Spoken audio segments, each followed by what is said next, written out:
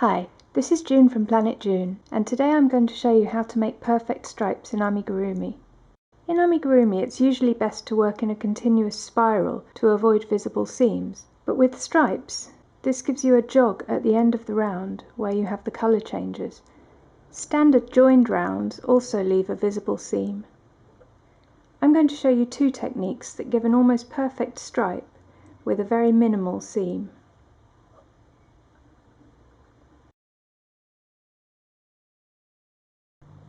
To start a new round with the invisible join method, put your work down, take your new yarn and make a slip knot on your hook. Now pick up your work and insert your hook into the first stitch of the round. Complete a single crochet stitch, and what you've done is made a standing start with no chain at the beginning of the round. Now single crochet in each stitch around. When you reach the end of the round, single crochet into the final stitch, and then to close this round off seamlessly we're going to duplicate the first stitch of the round. So cut the yarn, leaving a yarn end of a couple of inches. Pull on the loop with your hook to draw the cut end to the top.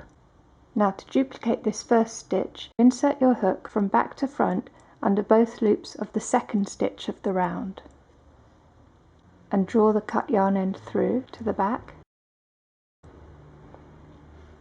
Now insert your hook from back to front under the back loop only of the last stitch of the round and draw the cut yarn end through.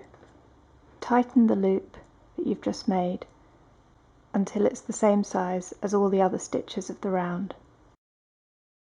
To secure these ends, just tie them together, unless you're making something like a hat where the inside of the piece will show, in which case you'll need to weave the ends in. And that's one seamless stripe. I'll show you that again with another pink stripe. Make a slip knot with the pink yarn on your hook. Now insert the hook into the first stitch of the round and complete the first single crochet stitch. Single crochet in each stitch around.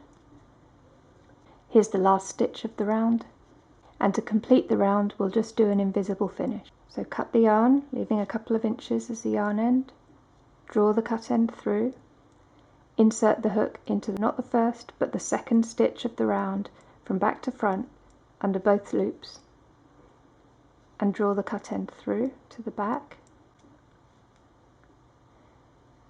Then insert your hook into the last stitch of the round from back to front under the back loop only and draw the cut end through. Draw this loop tight until it's the same size as the other stitches of the round. And as you can see, it's a completely seamless invisible join for your stripes.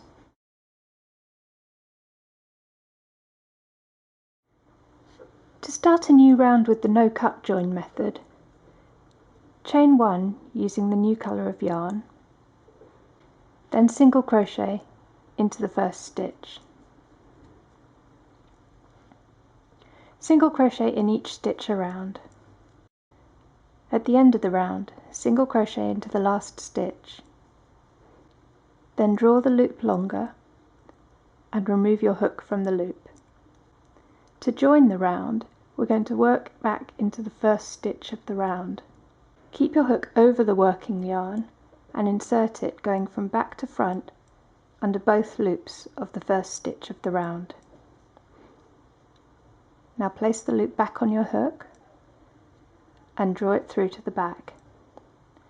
Pull tight to close up this extra stitch here, and then use the working yarn tail to draw the loop back down to a normal size.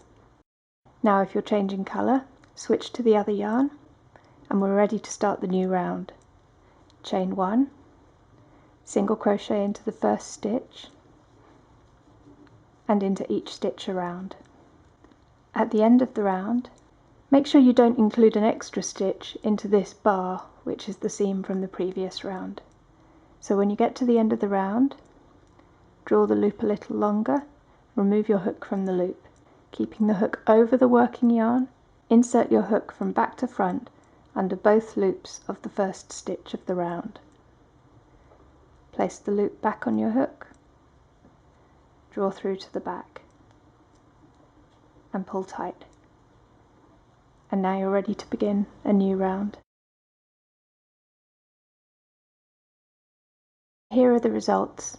As you can see, the invisible join has almost no seam and no jog at all in the colour. The no cut join has a slight seam and a very slight colour jog, but it's still much better than any other method I've seen. Which method you use is up to you. Either of these methods will give you a very neat, even looking stripe for your amigurumi.